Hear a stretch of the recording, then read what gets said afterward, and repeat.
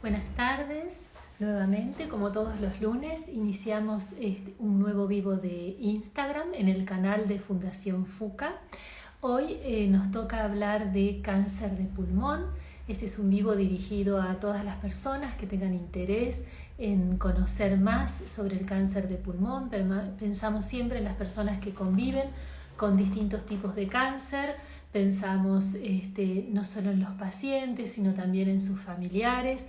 Por eso aprovechamos para contarles que este jueves 16 de noviembre, a partir de las 14 horas, estaremos realizando en el Salón Blair, que queda en la calle Kramer 1106, muy cerca del Instituto Alexander Fleming, donde en FUCA tenemos la sede. Estamos realizando un evento especial pensado para pacientes y familiares de cáncer de pulmón, así que aprovecho este momento antes de comenzar con nuestra invitada de hoy para invitarlos a todos ustedes a sumarse a este evento en el Instagram de FUCA, de Fundación FUCA. En nuestro Instagram van a poder ver el programa del evento y también van a poder acceder al link para anotarse. La doctora Delfina Peralta Tanco, que es la invitada de hoy, es miembro del staff médico del Instituto Alexander Fleming, la doctora Peralta Tanco, y dentro del equipo médico del Fleming, del equipo que se dedica especialmente, del equipo de especialistas dedicados al cáncer de pulmón, que es el tema que nos ocupa hoy. Buenas tardes, Delfina, bienvenida. Buenas tardes, Gabriela, ¿cómo estás? Gracias. Bueno, muchísimas gracias por estar hoy con nosotros. Eh, Les estaba contando a todas las personas que nos están escuchando hoy y para que todos sepan también que este vivo va a quedar grabado y luego se va a subir al canal de YouTube de FUCA, así que para todas las personas que también nos escuchen quizás en otro momento, les contamos que la doctora Delfina Peralta Tanco es médica especialista en oncología clínica, es oncóloga clínica, que hizo su especialidad en el Instituto Alexander Fleming, que como todos los médicos que hacen la especialidad de oncología clínica en el Instituto Fleming, contó con el apoyo, con una beca de nuestra fundación, de Fundación FUCA, y que que fue también jefa de residentes cuando terminó su residencia, y, y que hoy integra el equipo que está liderado por el doctor Claudio Martín, que dentro de la institución se dedican especialmente a tratar el cáncer de pulmón. Así que bueno, sin más introducción, vamos a comenzar a hablar un poquito del tema que nos ocupa hoy. Eh, Siempre comenzamos preguntando qué es, o sea, cuando nos ocupamos de un tipo de cáncer específico, preguntamos, bueno, ¿cómo se define? ¿Qué es? Parece algo muy obvio, bueno, el cáncer de pulmón es un cáncer, un tumor que se desarrolla en los pulmones, pero seguramente describir este tipo de cáncer te demandará un poco más de profundidad, quizás contar que no es que hay varios, que no es uno solo, que hay varios tipos de cáncer. Bueno, te escucho. Lo que siempre yo charlo con mis pacientes, y es un poco, me parece, lo que le importa también a la gente que no tiene idea de esto hasta que le toca tener algún contacto, algún conocido o es personal, es entender que al igual que pasa con otros tumores hoy en día, cáncer de pulmón no es una sola enfermedad, ¿sí? Antaño, cáncer de pulmón era una sola cosa, los tratamientos eran más reducidos y tomaba el nombre del tumor del órgano del cual surgía. Claro. Hoy en día entendemos con más profundidad, más conocimiento, que cáncer de pulmón son un montón de enfermedades diferentes que se agrupan bajo un mismo nombre del órgano del cual surgen estas enfermedades, pero que son enfermedades distintas, que se comportan de manera diferente y que tienen tratamientos diferentes muchas de ellas. Hay Ajá. distintos tipos de cánceres de pulmón. Clásicamente la división más grande es entre los tumores de células pequeñas y los tumores de células no pequeñas, y a partir de ahí cada vez se empieza a ramificar más. Yo siempre les digo, es como ir poniéndole el nombre, el apellido y el apodo, y uno va buscando cada vez algo más chiquitito y específico para dirigir de una forma más precisa el tratamiento. claro. Bueno, quizás también es importante comenzar hablando un poco de lo que es la prevención del cáncer de pulmón. Sabemos que la gran mayoría de los casos de cáncer de pulmón tienen origen o derivan del tabaquismo. Es un tema que aprovecho para pasar el aviso. Ya tratamos este tema en vivos anteriores de FUCA, que los pueden escuchar, los pueden ver, como les decía, en nuestro canal de Instagram. Pero bueno, es quizás importante recordar algunos puntos particulares, ¿no? Eh, Cuando hablamos de tabaquismo hablamos del cigarrillo, pero hay otras maneras de fumar, todas representan riesgo igual para el cáncer de pulmón. Quizás son algunas de las preguntas que a veces aparecen. El factor de riesgo más importante en cáncer de pulmón, no el único, pero el más importante, es el hábito tabáquico. ¿Sí? Dentro del hábito tabáquico, nosotros por una cuestión cultural también, a lo que más estamos acostumbrados es al cigarrillo. No es la única forma de tabaquismo que existe la forma de fumar tabaco en pipa o habanos. Bueno, más recientemente hemos incorporado el vapeo o el cigarrillo electrónico. Es quizás a donde uno debería apuntar si va a hablar con la comunidad, todo el esfuerzo para intentar prevenir esta enfermedad antes de que se instale, porque sabemos que en un 80% o más el cáncer de pulmón se asocia al tabaquismo. Claro. Entonces, la mejor forma de prevenir el cáncer de pulmón es aquel que tiene un hábito tabáquico, a ingresar en un programa de cese tabáquico y cesar con eso, y aquel que no se ha iniciado, que no se inicie nunca. Claro, claro. Igual de importante, o quizás con relación menos directa, pero con una relación también, es la exposición a tabaquismo de segunda mano, que es el que habitualmente llamamos fumador pasivo. Eso también es un factor de riesgo. Claro.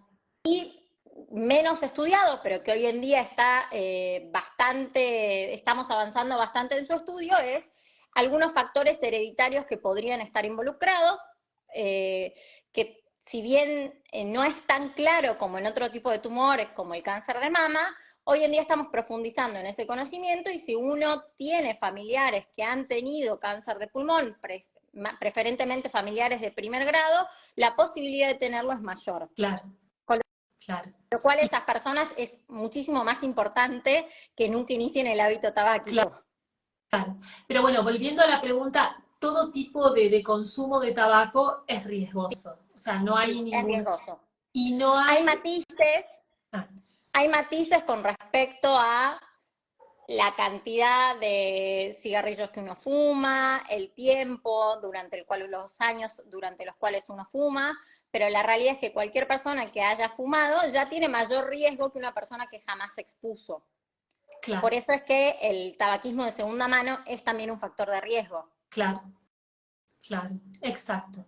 Pero está bueno aclarar que también hay un porcentaje de pacientes de cáncer de pulmón que nunca fumó, o sea, en los cuales el origen de la enfermedad no se asocia o no se puede asociar al tabaquismo. Y en ese caso porque siempre se buscan las explicaciones, ¿no? ¿Cuál puede ser? Eso es un porcentaje menor, pero no es un porcentaje inexistente, digamos. Ese porcentaje de personas existen personas que nunca fumaron y tienen cáncer de pulmón. De hecho, los que atendemos en el consultorio pacientes con cáncer de pulmón, tenemos de estos pacientes, y la pregunta del paciente siempre es la misma, ¿no? ¿Cómo puede ser que yo tenga cáncer de pulmón si nunca fumé? Si tengo una vida saludable. Habitualmente hay que entender que en general estos pacientes tienen lo que nosotros llamamos una mutación driver, que es alguna alteración genética que interviene en el desarrollo de ese cáncer. Generalmente, o la población que uno más debería enfocarse en pensar que el cáncer de pulmón podría estar asociado a este tipo de mutaciones, son no fumadores, habitualmente mujeres y habitualmente jóvenes. No quiere decir que pacientes que se escapen de estas características no las puedan tener, las pueden tener, pero es la población donde uno encuentra el mayor porcentaje de mutaciones. Claro, claro.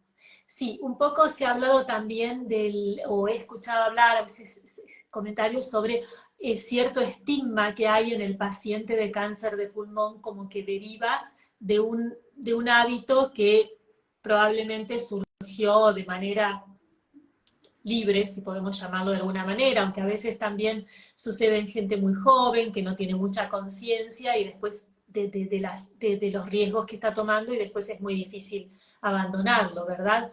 Pero también está la situación del que se enfermó, que tiene este tipo de cáncer y es como, parecería como que tiene que aclarar siempre, pero no soy fumador o no fui fumador. No Es sé importante cómo se... entender que una vez que ya está instalada la enfermedad, eh, en mi perspectiva personal, creo que de nada sirve mirar para atrás y Claro, buscar culpables o buscar responsables, sí sirve desde el momento para adelante. claro, Eh, la persona que le pasa al paciente, el paciente que viene con cáncer de pulmón y ha fumado, viene hasta en cierto punto muchas veces culpable por esa situación.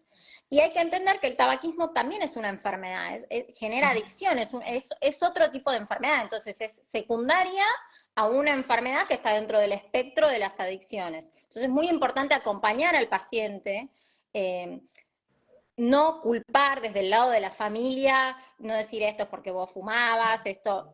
La situación ya está instalada y hay que acompañarlo y ayudarlo y acá quiero tomarme un segundo para decir que si el paciente no dejó de fumar, es muy importante al momento del diagnóstico que lo acompañemos y lo podamos ayudar a iniciar un programa de cesación, porque aquellos pacientes que dejan de fumar tienen mejor calidad de vida, toleran mejor los tratamientos y tienen mayor efectividad a la hora de tratarse. La medicación es más efectiva en los pacientes que dejan de fumar que en aquellos que continúan con el hábito una vez diagnosticados. Y para claro. eso es muy importante el soporte familiar o del grupo de amigos o de las personas que sean de referencia para ese paciente. Claro. Bueno, acá tenés un mensaje de Emanuel que dice que sos una ídola, que sos la mejor doctora. Así que bueno, está lindo, me gusta también compartir Juro estos que no le mensajes. pagué, ¿eh? Juro que no le pagué. Está bien. Pero bueno, me parece muy, muy valioso destacar esto de la necesidad de esto de trabajar y de evitar promover este tema de la culpa y también resaltar que el tabaquismo es una adicción y que es difícil, por lo tanto, se necesita muchas veces de un apoyo de un equipo profesional para poder tratarlo. Si de algo sirve en el momento del diagnóstico, muchas veces más allá del paciente en sí mismo, es eh, quizás de poder contagiar a la familia. Quizás no es una sola persona la que tiene el hábito de fumar en la familia, sino son varias, entonces al Claro, momento de diagnóstico es un llamado de atención para el resto de las personas en la familia y eso a veces le sirve al paciente también para parar de fumar. Entonces, claro. uno tiene que intentar buscar más el para qué o de qué manera puede seguir adelante con esa situación y sacar algo provechoso de eso, y muchas veces sirve para eso, sirve para que el resto de los familiares que fuman dejen de fumar y para que el paciente también un poco se contagie con el acompañamiento de su grupo de referencia. Claro, por supuesto que entre todos es también una ayuda, ¿no es cierto? Si se puede Sí. manejar de esa manera, lógicamente. Bueno, acá Noé nos dice, buenísima la aclaración de que dejar de fumar una vez diagnosticado, ya que la gente dice, si ya tengo cáncer, sigo fumando, porque total ya está. Pero bueno, muy, muy importante aclarar entonces que siempre es bueno dejar, Y es tratar de bueno abandonar. aclarar que no solo para el cáncer de pulmón, pasa lo mismo con los tratamientos en otros tipos de tumores, ¿sí? O sea, es importante siempre que el paciente pueda tener una vida más saludable, no solo con el hábito tabáquico, sino alimentación y actividad física, hacerlo porque eso mejora la calidad de vida y mejora la performance de los tratamientos. Claro, Absolutamente. Bueno, pero volvamos entonces a los temas de detección, de detección temprana. ¿Hay alguna manera más allá de, o sea, sabemos el grupo de riesgo, sabemos que, y ya nos hemos ocupado en algún vivo y lo volveremos a tratar, el tema de las posibilidades de hacer tomografías computadas en las personas de riesgo para detectar precozmente el cáncer de pulmón. Pero más allá de esto, ¿hay algún signo al cual las personas deberían estar atentas o deben prestar atención como para que pueda ser un signo del cáncer de pulmón? Hay síntomas y signos que se pueden presentar como fatiga, pérdida de peso, falta de aire, tos continua, disfonía en algunos casos, pero la realidad es que cuando estos síntomas se presentan, en general es porque el tumor ya ha alcanzado cierto tamaño y uno hubiera preferido diagnosticarlo antes.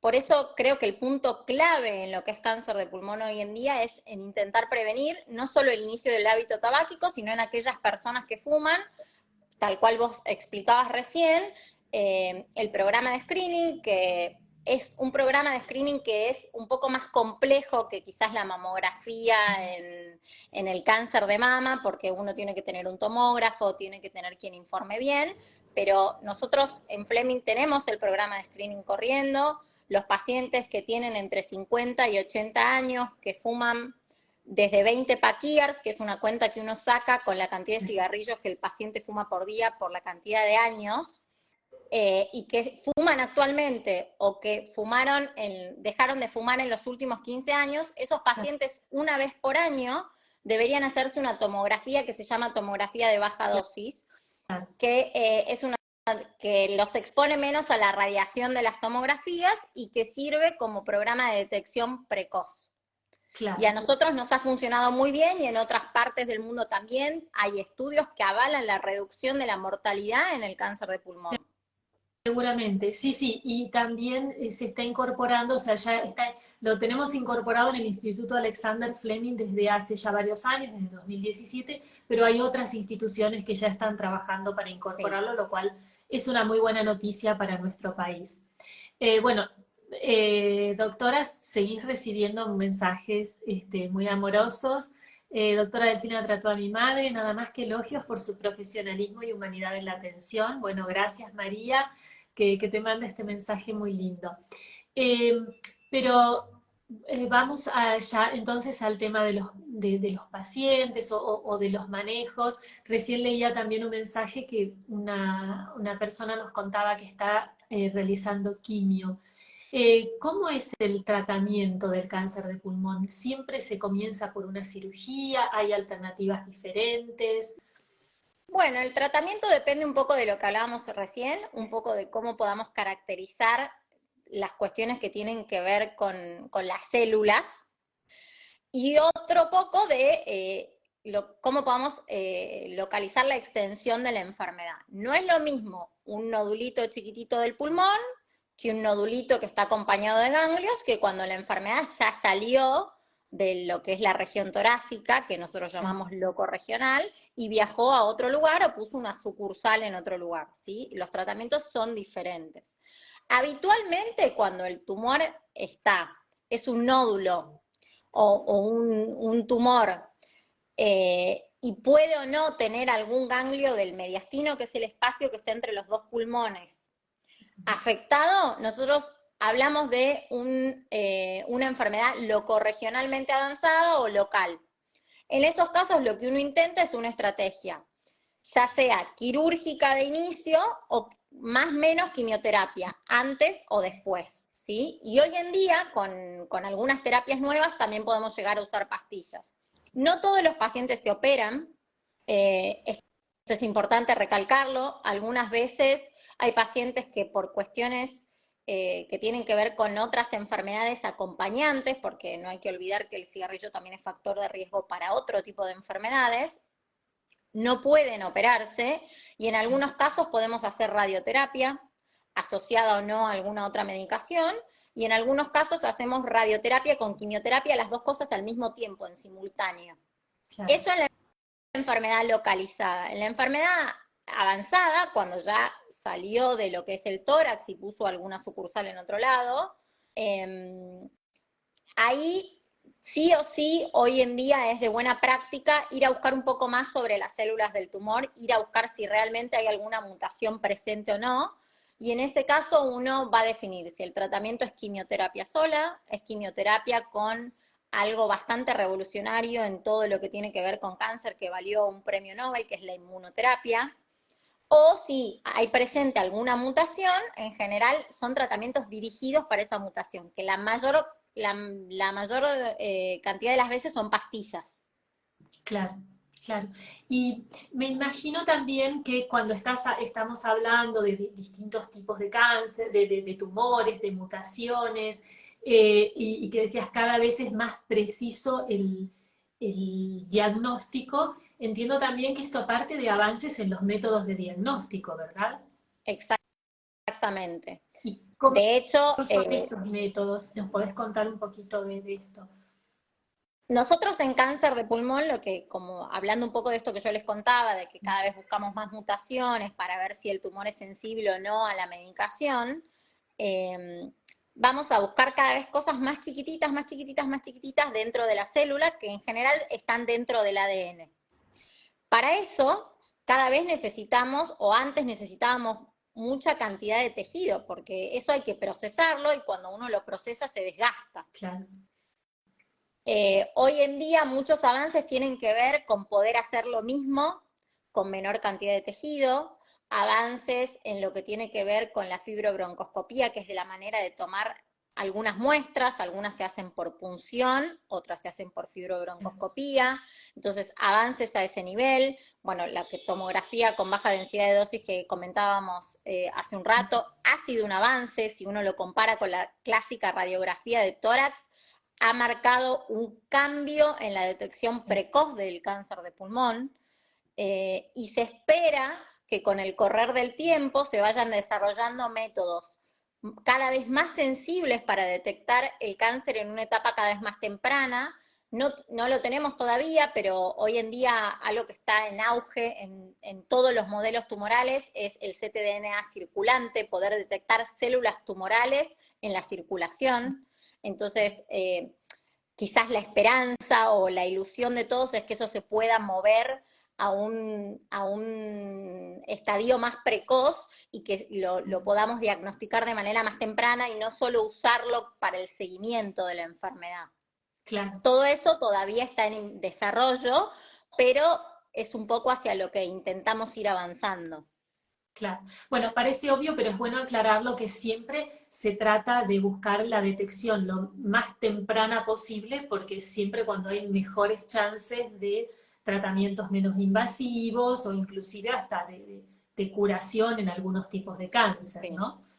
Este, bueno, Parece obvio, acá, pero es bueno, ya que lo aclarás, aclarar, porque lo que suele pasar en la situación de una enfermedad oncológica, que hasta hace no mucho tiempo estuvo muy estigmatizada y la gente no podía decir cáncer por lo que eso significaba, es que mucha gente no consulta porque tiene mucho temor, porque genera claro, mucho temor poder enterarse de que uno tiene una enfermedad oncológica. Entonces es claro. importante intentar desmitificar un poco esto y entender que si uno la tiene, la va a tener ahora o más adelante, y mientras antes se logre diagnosticar, mejor es para esa persona. Claro, claro, claro.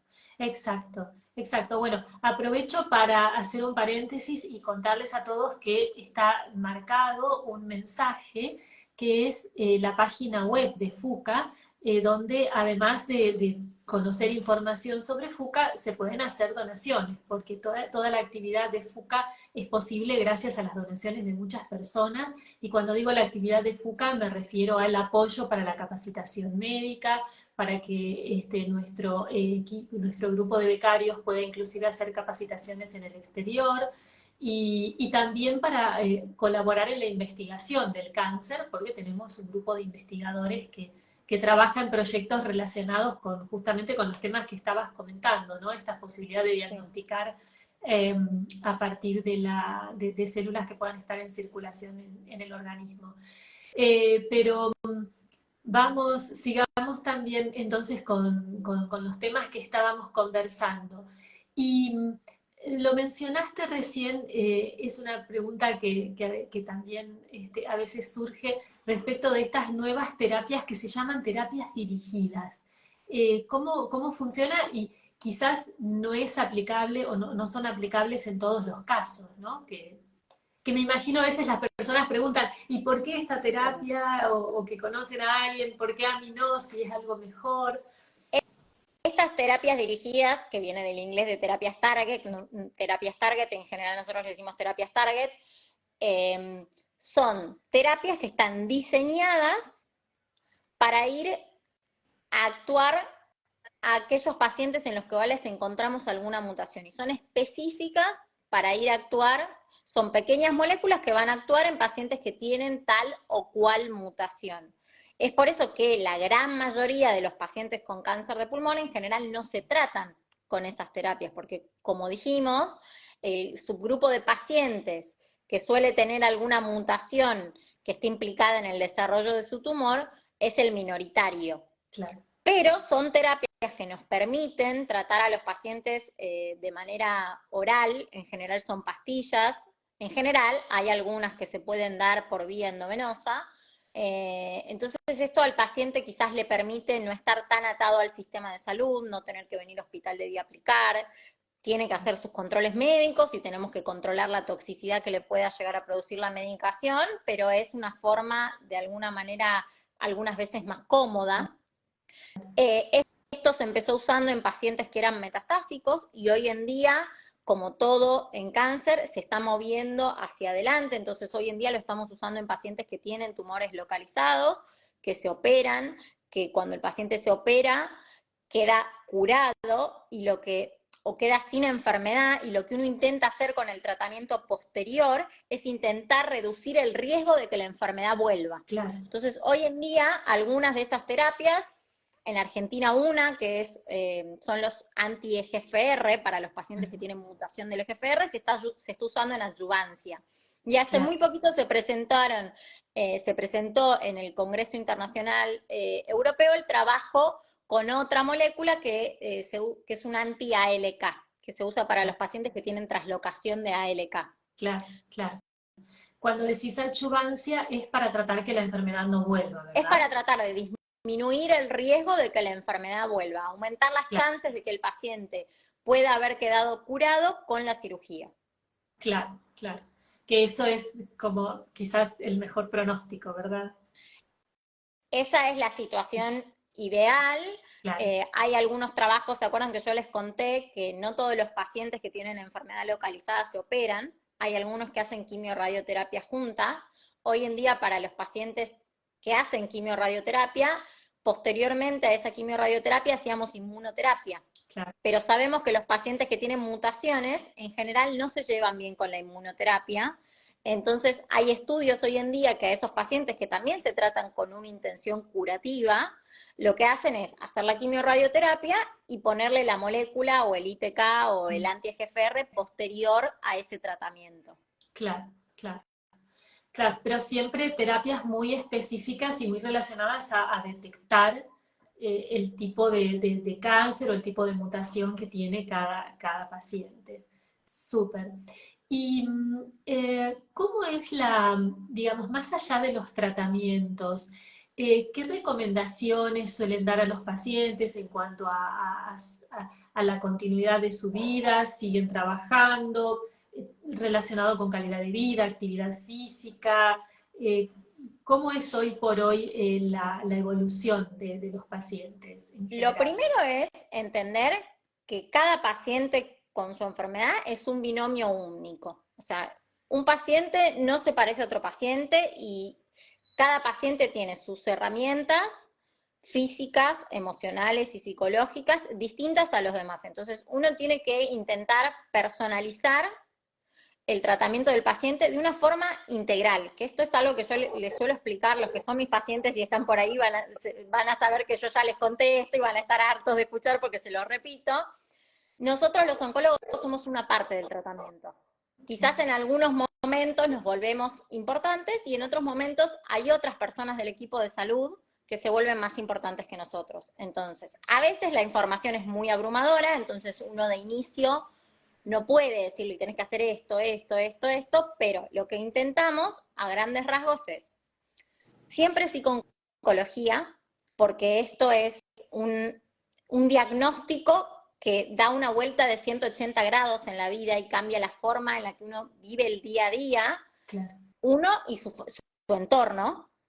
Entonces es importante tener un apoyo, aunque sea inicialmente, y si después el apoyo no es necesario, la misma profesional del área de la psicología le va a decir al paciente que no es necesario. Pero yo lo aconsejo siempre, lo indico siempre, al igual que la nutrición es importante. No todos los pacientes necesitan ir a la nutricionista, muchos sí, otros no. Claro.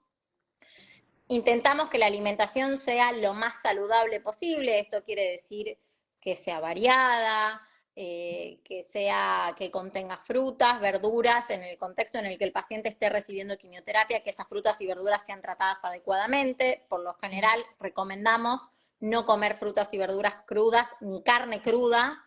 Carne cruda nunca, pero frutas y verduras afuera de casa no. Adentro de casa, correctamente sanitizadas, se puede. Claro. Y actividad física. La actividad física es muy importante, no solo para lo que tiene que ver con la salud física, sino para lo que tiene que ver con la salud mental. Cuando Claro. nosotros logramos ver todo esto desde una forma más integral, que al principio parece mucho porque son muchas las cosas que hay que hacer, a los pacientes les va mejor, tienen mejor calidad de vida, pero no solo tienen mejor calidad de vida, sino que tienen mejor tolerancia a los tratamientos y a las posibles toxicidades que pudieran aparecer.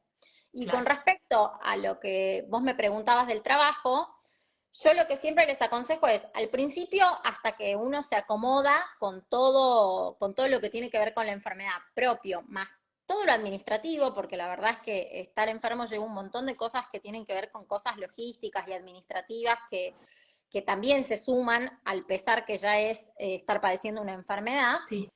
Yo les aconsejo que la vida sea lo más normal posible dentro de lo que se puede, ¿sí? Claro. Va a haber días que van a estar quizás a veces un poco más cansados por el tratamiento, y eso también se lo tienen que permitir, pero al principio por ahí no, pero siempre que el paciente ya esté saludable, vuelva a trabajar y tenga una vida lo más que pueda retomar sus rutinas. Claro. Eso forma parte de la salud también. Claro. Sí, sí, cuando decimos una vida normal es una vida lo más parecida a sus rutinas propias, su trabajo, sus hobbies, sus actividades de siempre. Claro, claro, por supuesto que eso ayuda mucho también al bienestar y al estado de ánimo y a cómo vas llevando adelante todas estas situaciones tan Y a poder difíciles.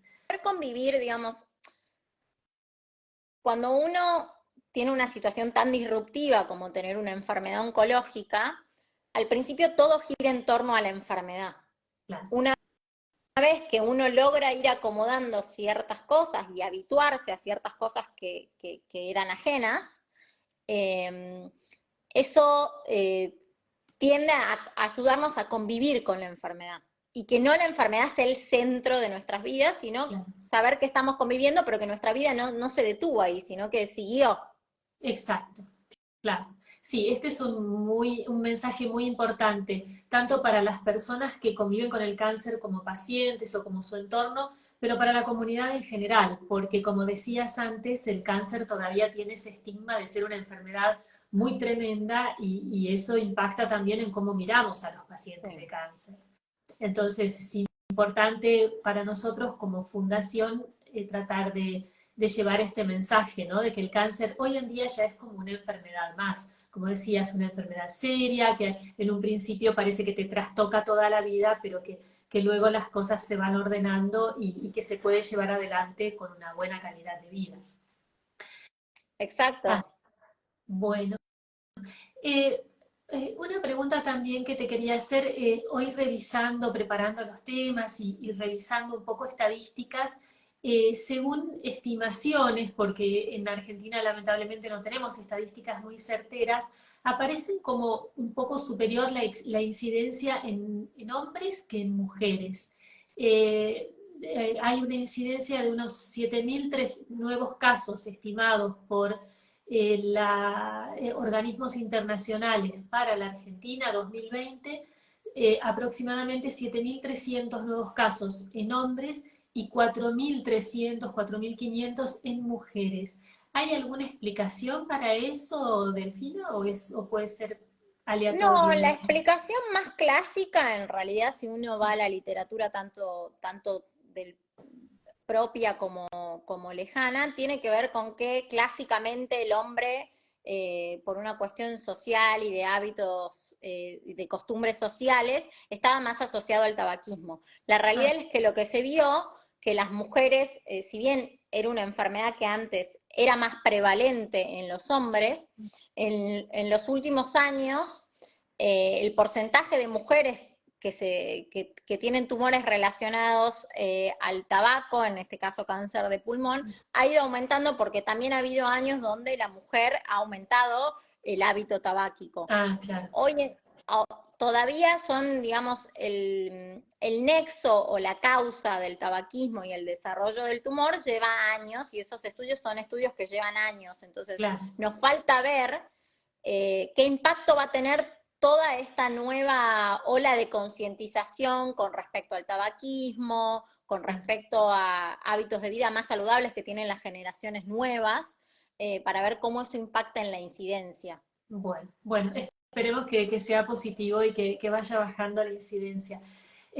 Bueno, ya como para ir terminando, una pregunta más que me gustaba proponerte es sobre el tema de los protocolos. Cuando decimos protocolos, hablamos de proyectos de investigación relacionados con nuevas terapias. Eh, ¿Conoces el caso de que haya protocolos abiertos en relación con cáncer de pulmón en nuestro país? ¿Nos podés contar algo sobre este tema? Es una muy buena pregunta, porque también los que son mis pacientes y están por ahí deben saber que yo siempre les hablo de esto. Eh, Nosotros no estamos tan habituados, quizás como en otros países, a hablar de los ensayos clínicos o protocolos de investigación. Eh, Son una excelente herramienta, no solo para que avance el conocimiento, sino también para ofrecerle a los pacientes terapias que después van a ser terapias de primera línea de una forma precoz. Entonces los pacientes pueden acceder de manera más temprana a esas medicaciones que de otra manera no se podría. Fleming tiene varios ensayos clínicos corriendo, no solo en el área de tumores torácicos, que es el área que nos compete hoy, sino en todas las demás áreas. Nosotros en el área de cáncer de pulmón tenemos varios ensayos. Tenemos ensayos en primera línea. Primera línea es el primer tratamiento que recibe el paciente. Y lo que es importante recalcar, porque yo me tomo el tiempo de explicar esto en el consultorio porque a veces a los pacientes les genera como un poco de miedo, ¿no? Hay un mito de que estoy en un ensayo clínico, soy una ratita de laboratorio. Sí, Entonces, uno lo que tiene que hacer es, eso se combate con explicándole al paciente y dándole el conocimiento. claro. Lo que yo intento explicar con esto es que los ensayos clínicos son un entorno más seguro. Lo primero que importa dentro de un ensayo clínico es la seguridad del paciente, ¿sí? Entonces, eso implica que el paciente en general se ve más que un paciente que vemos regularmente en el consultorio con Claro. alguna otra patología, porque vamos a controlar mucho más de cerca que no haya nada que sea riesgoso para el paciente. Y como ventaja tiene esto, que los pacientes acceden a medicaciones de manera mucho más temprana, porque si uno tiene que esperar los mecanismos de aprobación, que en general son mecanismos que llevan un proceso burocrático, eso lleva su tiempo y lleva años. En el caso de que el paciente incluso tenga prepaga, tenga obra social. Ahora, si encima hablamos de pacientes que muchas veces no tienen acceso a una prepaga, a una obra social, y están un poco por fuera del sistema privado de salud, muchas veces es difícil acceder a las nuevas medicaciones, a la inmunoterapia, a las terapias target. Entonces ahí el ensayo clínico quizás se vuelve preponderante porque es una posibilidad de que esos pacientes que de otra forma no podrían recibir esa medicación, la reciban. Y para Claro. dar un ejemplo, en España, por ejemplo, que es algo muy cercano a nosotros porque culturalmente somos muy parecidos, el 80% de los pacientes que se tratan en el hospital con cáncer de pulmón están incluidos en ensayos clínicos. Claro. Y un 20% no. Claro, exacto, exacto, buenísimo. Bueno, buenísimo dato para ser tenido en cuenta y para que se valore también esta alternativa. Acá tenemos una pregunta de Noé que dice, ¿en qué momento de la enfermedad se aconseja y en cuál se desaconseja el uso de barbijo? Es un poco una cuestión de sentido común. La pandemia, si algo tuvo de bueno, es que nos enseñó bastante sobre cómo cuidarnos en algunas situaciones en las que antes no teníamos tanta conciencia. Entonces, si uno va a estar en un lugar que va a estar encerrado, no sé, vas a ir en el subte, línea D a las 5 de la tarde, y estás haciendo un tratamiento que sabes que te puede bajar las defensas, por ahí lo ideal es que lo uses. Pero no es solo usar barbijo. Quizás más importante que usar barbijo es el lavado de manos frecuente.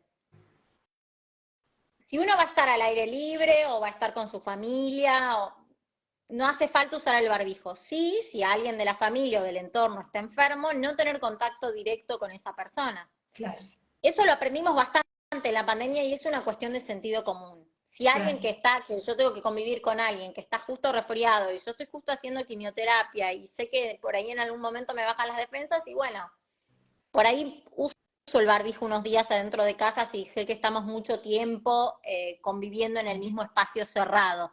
Pero más clave que usar barbijo es el lavado de manos. El lavado de manos y la ventilación de los ambientes. Sí, por supuesto. Claro, claro, absolutamente. Bueno, doctora Peralta Tanco, espectacular, me encantó, y bueno, y tenemos también mensajes agradeciendo mucho por la claridad de todas las respuestas y todos los temas que estuvimos tocando. Te quería preguntar si querés darnos algún mensaje adicional, un poco como cerrando esta charla, además por supuesto de agradecerte por esta charla. El mensaje es un poco lo que, quizás es un poco redundante, pero es un poco lo que venimos hablando. Primero, el que no empezó a fumar, por favor no lo haga. No lo haga. El que empezó a fumar y tiene intenciones de dejar, asesórese. No es fácil dejar de fumar, está bien pedir ayuda, es difícil para muchas personas dejar de fumar y no hay que desanimarse si en el primer intento no lo logramos. Porque suele ocurrir que hay personas que necesitan más de un intento. Entonces no hay que desanimarse, hay que seguir intentando, hay que tener hábitos de vida saludable, no solo para prevenir este tumor, sino para prevenir todos los demás. Nuestro cuerpo es nuestro templo, así que hay que quererlo y cuidarlo. Entonces, actividad física, alimentación saludable, dejar de fumar o no fumar, y un poco compartir el mensaje, regar el mensaje, porque muchas veces eso pasa, los niños que vienen de la escuela que el cigarrillo no está bien, entonces los niños son los que hacen educación en el hogar. Bueno, esto es lo mismo, uno tiene que ir evangelizando de alguna manera. Tal cual, tal cual, tal cual. Bueno, nuevamente, Delfina, doctora Peralta Tanco, muchísimas gracias por esta charla, por el tiempo que te has tomado para compartir todos estos datos y esta información tan valiosa con FUCA y con todas las personas que nos han escuchado hoy y que probablemente escucharán este vivo más adelante, que les cuento queda grabado en el Instagram y a partir de mañana va a estar también en nuestro canal de YouTube. De nuevo, muchísimas gracias y los esperamos a todos, como siempre, todos los lunes a las 19 horas en estos vivos de FUCA. Gracias, Delfina, y hasta la próxima. Una sola cosita más quiero decir. Muchas gracias a vos por darnos la posibilidad de difundir esta información. Y ya que estamos también haciendo honor, muchas gracias a FUCA por darnos la posibilidad a todos nosotros que estamos en Fleming y por fuera de Fleming, porque somos un montón los hijos docentes o académicos del doctor Chacón, que nos dan la posibilidad de formarnos, de aprender, de poder ser una herramienta de servicio para los pacientes y de poder realizarnos profesionalmente. Esto sería imposible sin la ayuda de FUCA, así que quiero yo aprovechar este espacio también para agradecer. Ay, bueno, muchísimas gracias por mencionarlo y sí, siempre les decimos a todos, todo esto también es posible y desde FUCA lo agradecemos a tantas personas que nos ayudan económicamente, por eso dejamos fijo acá el mensaje de la página web de FUCA, a donde pueden ingresar para conocer más sobre nuestro trabajo y también para apoyarnos.